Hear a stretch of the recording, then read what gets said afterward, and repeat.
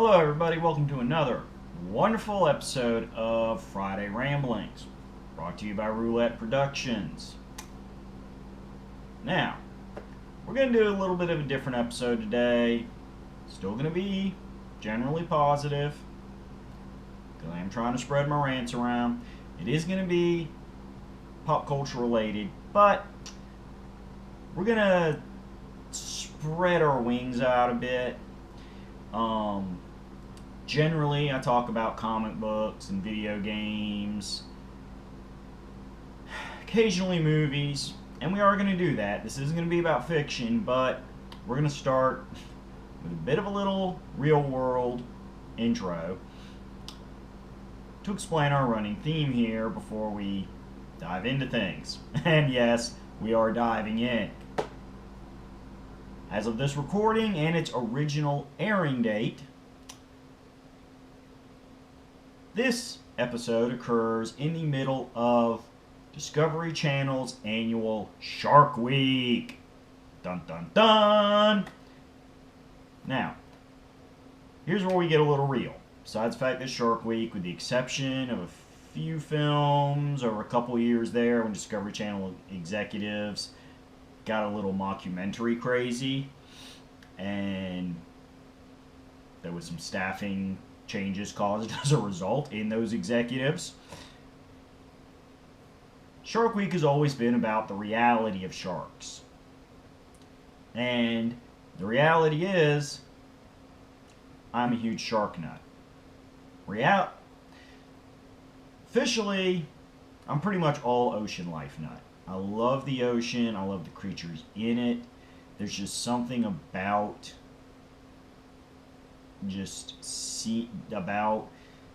fish and octopus and squids. Well, octopi would be the proper plural. And squids and various ocean mammals like your dolphins and your whales that just appeal to me. It is a primal appeal that goes back basically my entire life. I mean, I remember being in elementary school and grabbing every book I could from both my school library and the public library that could teach me about ocean life. And over again, sharks were the big thing. And I discovered Shark Week only a few years after it began. It has now been running over 25 years. In fact, in just a second, I'm going to go ahead and give you an exact year here. Probably should have pulled this up ahead of time, but you know what? That's okay. I'm a good person. You're a good person. So, okay, no, excuse me. Not 25 years. Let me do some quick math here.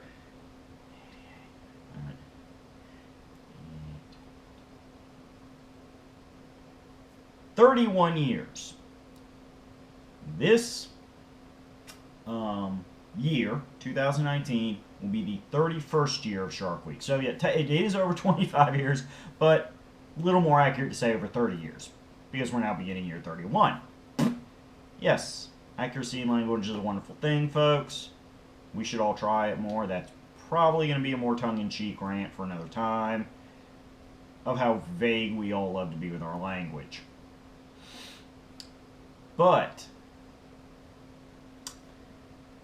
31 years, and except for maybe the first couple years, because as I said, it took me a few years to get going, and I am more than 31 years of age, I've seen every year's Shark Week. Every Shark Week. Every year.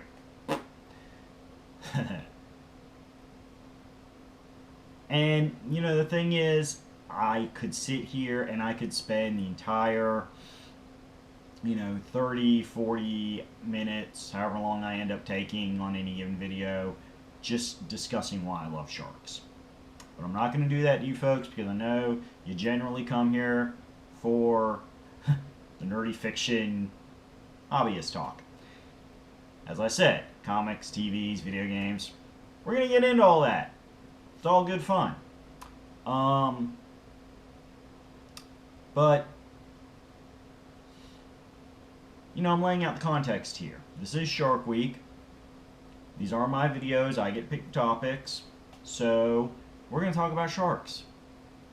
Not just why I personally find sharks awesome, because this is all I can tell you in a nutshell, is it is such a primal connection for me. Like, I have been to aquariums, multiple aquariums. I have seen sharks swimming. And I'll be honest, I mean, it's just one of those things where I completely disconnect from all reality. Like, I just zen out when I watch sharks swim in these huge aquarium tanks. Like, I could legit just sit there until my stomach demanded I go find food, which potentially could be hours, depending on how close I ate before I started watching the shark. Just watching sharks swim and just feeling at peace. It really is, and that's what it is to me.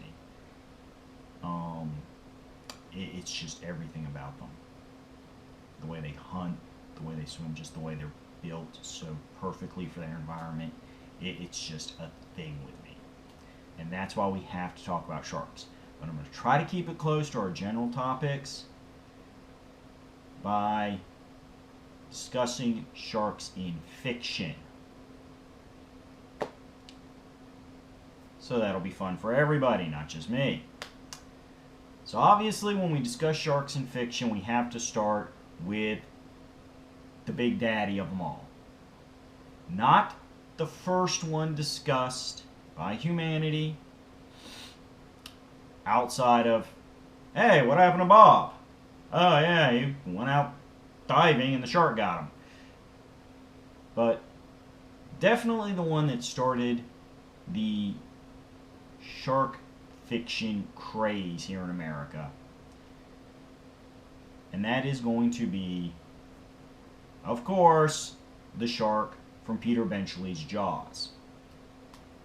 Now, I have seen all 4 Jaws movies multiple times. I have also read the original novel by Peter Benchley multiple times. I have it on my bookshelf right over there, along with another couple Peter Benchley books, because he's a great author. And because he loves his ocean stuff, so it's a natural fit for me. But yes, you know, I know the Jaws shark. Now, for those of you who do watch Shark Week and other documentaries on other channels, that shark was inspired by a real-life incident commonly referred to as the Jersey Shore shark attacks, where, simply put, there were several shark-human incidents within a very short span of time in a relatively small geographic area. And it created a theory in the media and a few scientists that the shark had gone rogue, which is a term used to refer to animals that have apparently gained a preference for human meat and therefore hunting humans.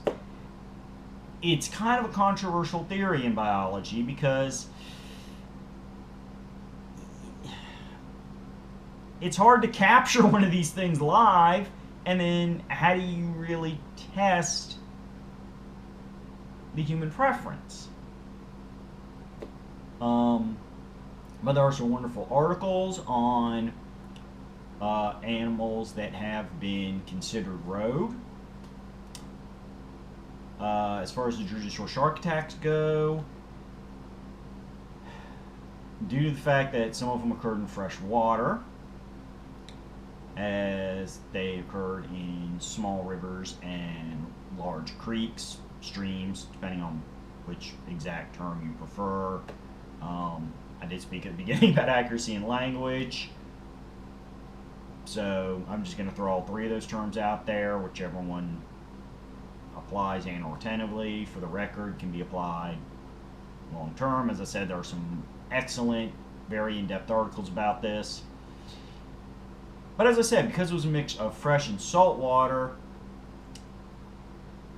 it nowadays is usually considered to be the result of a bull shark, which is a very aggressive species that has a long history of bites on humans, that can, in fact, survive in fresh water. So,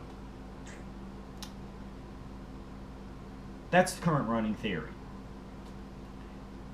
Some other sharks over the decades have been attributed to it, but it's a thing. As I said, Peter eventually took that incident, took it up to the next level, gave us Jaws.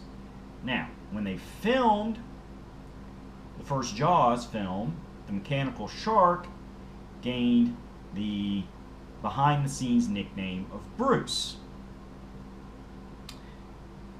This leads us in to our second nominee, who in my personal opinion was one of the great supporting characters of the Disney Pixar film Finding Nemo, and that is Bruce the Shark. The reforming predator who gave us the iconic line, "Fish are friends, not food," and who served as a little bit of both comic relief and temporary danger for our heroes.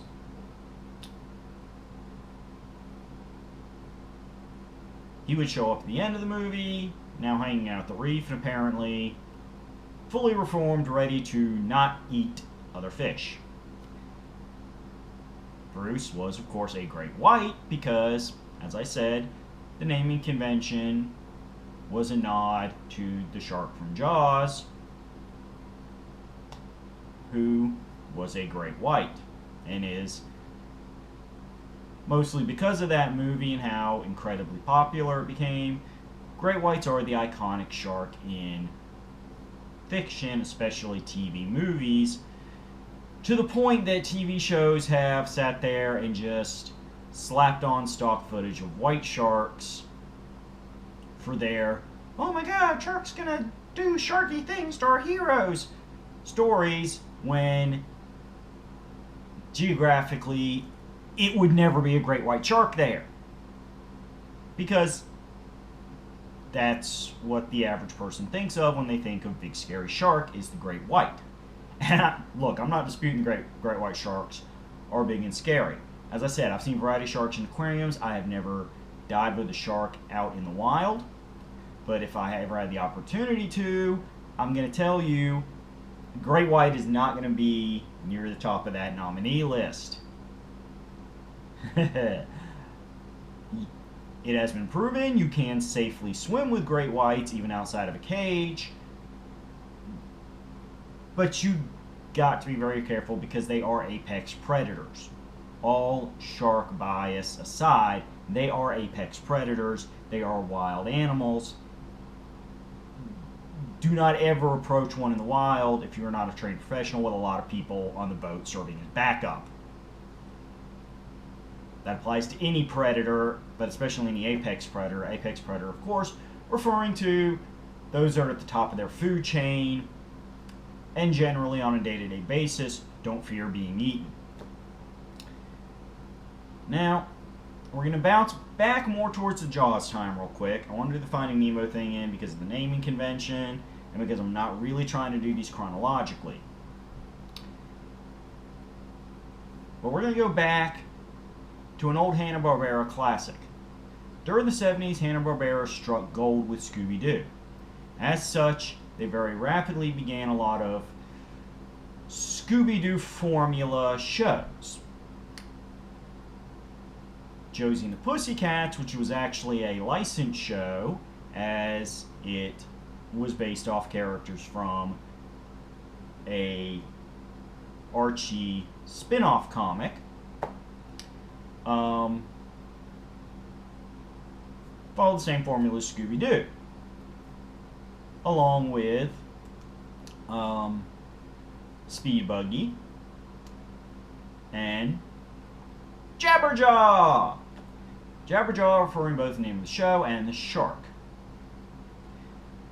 Now, Jabberjaw also took some inspiration from Hanna-Barbera's Flintstones cartoon, in that the Flintstones, pretty much every noun was a rock-based pun, and in Jabberjaw, it was full of ocean-themed puns.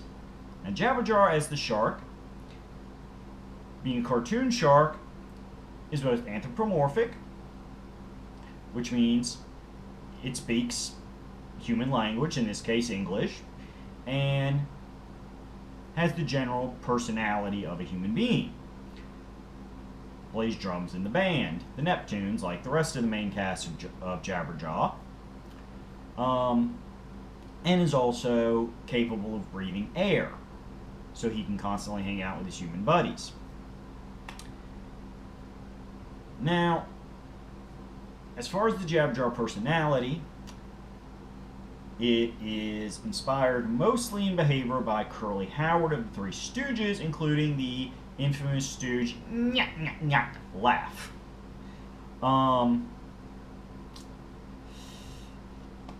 Also, because he is very blatantly the comic relief of the show, and the, again, pardon the trope phrasing here, but dumb animal sidekick, he stole a line from then young comedian Rodney Dangerfield, and I get no respect. No respect. But it was a good show. They only did 16 episodes, which, you know, back then, for a show that you're basically doing to copy formula and films and fill out TV time, because, hey, contracts and all that, 16 episodes was not bad. But the key is those 16 episodes ran in syndication for decades. So, it is a pretty well-known, infamous show. But Jabberjaw was something I watched as a child in the 80s and early 90s, and I always enjoyed it. It was one of the first things I found in fiction where a shark was portrayed as not just a good guy, but a generally harmless good guy.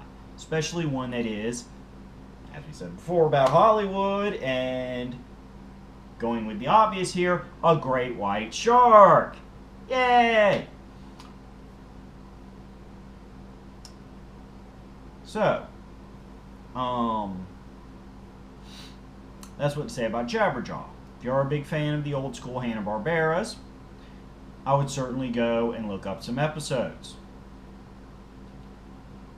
Hell, I mean, you could marathon the whole show in a couple days, depending on how much free time you have. Jabberjaw himself would show up in the later Hanna-Barbera sports-based crossover shows like All-Star Laugh Olympics,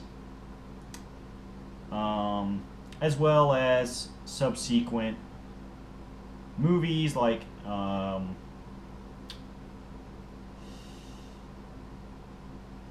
you know, the Yogi Bear led great crossover movies after most of these shows died.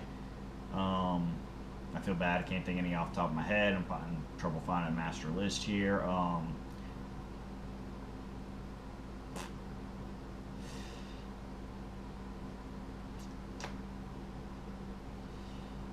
So it was all good. In more recent years, Jabberjaw showed up as part of this Hanna-Barbera DC crossover thing, teaming with Aquaman.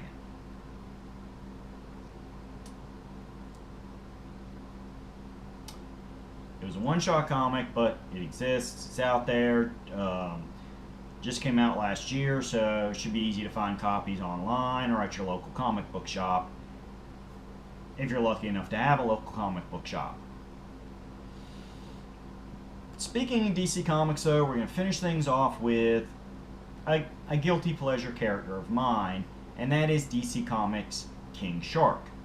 King Shark is a humanoid shark, like Jabberjaw, speaks English, can walk on land,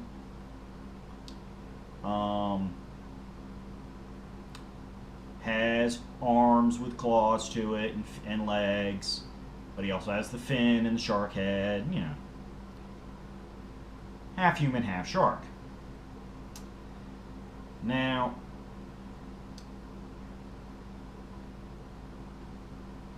King Shark, the reason, is a humanoid, half human, half shark thing because he is the son of the Hawaiian shark god.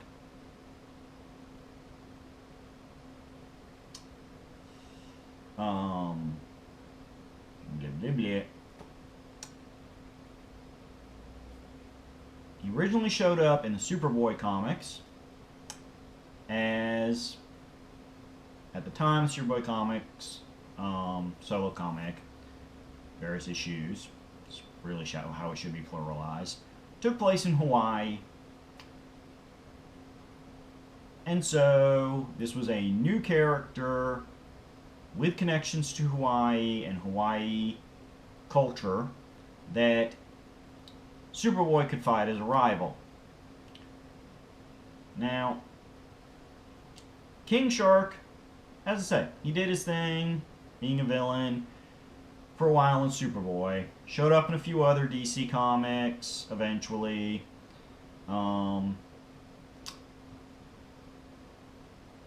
Showed a bit of a less villainous side in later volumes of Aquaman, where the Aquaman title was passed on to a new young character, and King Shark, being given instructions by his father, was able to mentor the new young and experienced Aquaman in the ways of the ocean. And thus, as I said, showing that it wasn't that he's completely villainous, he just is doing what a shark-brained humanoid shark thing would do.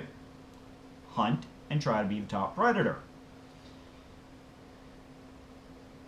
Eventually, King Shark, after, as I said, bouncing around a few various comics, showing up in big crossover events, would end up with DC Neutral Alignment Team, the Secret Six, towards the end of that series run before the Great Flashpoint reboot, or as I like to think of it, the end of any DC comics really worth focusing on. I'm sorry, I know there's a lot of people that like the New 52 era and Convergence and Rebirth, but just, oh god, I'm sorry, it hurts my brain, especially because there was so much awesomeness being set up just before the Flashpoint event that launched the New 52, and it just drives me insane that DC dropped all of these plot points and plot hooks and new teases for new books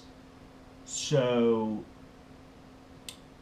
they could do, you know what, I don't even know what they were trying to do with the New 52. I really don't. That's, when I get around to feeling that we need to change the script up and be a bit more negative and ranty, then I will discuss the New 52. But we're going to move on because we're talking about sharks, and I love sharks, and sharks are my friends. Now, he was great in Secret Six. He talked more than he did in the classic Superboy, in which they kept him more kind of primal and primitive. He was a bit of a comic relief. You know, had the battle cry, "I'm a shark!" Just, he was a fun character in a fun book, and it really showed the potential the character had. Now, he does, a version of King Shark does show up in the New 52. They changed his appearance up, so instead of being based off a great white, he's now based off a hammerhead shark. He's a villain again. So, you know, if you want to read the post-Flashpoint stuff, you can go read that version, King Shark. I have no personal interest. Bleh. Now, we're going to wrap things up real quick. Now, yes, I'm going to say there have been a lot of other sharks in fiction, some of which had personalities. But these are kind of your top of the mountain personalities and characters. I feel free to watch as many scary, creepy shark movies as you want. There's this Hollywood obsession with making shark movies. I'm not kidding. Like any given year, counting small independent studios that do direct to DVD or direct to streaming content, I mean, several, if not a dozen, killer shark movies come out like every year. Occasionally, some of them make it a theatrical release. So, you know, there are fictional sharks out there. Ones that have full personalities and are part of serial storytelling. Little less, but they are out there. Cartoon Network original show, My Gym Partner's a Monkey, had as a recurring antagonist a bull shark who was the top bully of the school. And he was a pretty amusing character in his own right, but, you know. We're going to throw him out as an honorable mention. And even though there's no personalities to him, I will say, as somebody who is deeply connected to sharks, I am going to say the PC game Depth, which allows you the choice of being a diver or a shark. Hey, if you're a shark nut, if you want to do something thematic for Shark Week, go check that game out on Steam, play it. It takes a little bit of time to use the controls because you're in the ocean, so it's like that full 3D where you can go, you know, left, right, forward, back, and up, down. But honestly, if you're looking for a video game where you get to play as a shark and you get to eat people, it's the best I've ever personally encountered. It's a very fun game once you get the hang of the controls. It's not the most in-depth game ever, but as I said, if you're looking for something where you get to eat divers and be a shark, or be a diver and kill a bunch of sharks, go check out Depth. It's wonderful. We're right about to hit half hour here, so we're going to go ahead and call it off. Enjoy Shark Week for those of you who watch Shark Week. I know I'm certainly enjoying it. Feel free to watch Discovery Channel any other time of year because they have a lot of great educational content. And come back next Friday. We're going to be discussing some more pop culture, fanboy stuff. It's going to be a little knowledge dropping. It's going to be a little fun. It's going to be a few opinions scattered in as always. Till then, be positive. Be constructive with your criticism. And whatever you do with your hobbies and your media, enjoy it. If you don't enjoy it, put it over there. And don't deal with it. Don't have it in your life. Because it's your media. It's your fiction. It's your entertainment. Be entertained. Later.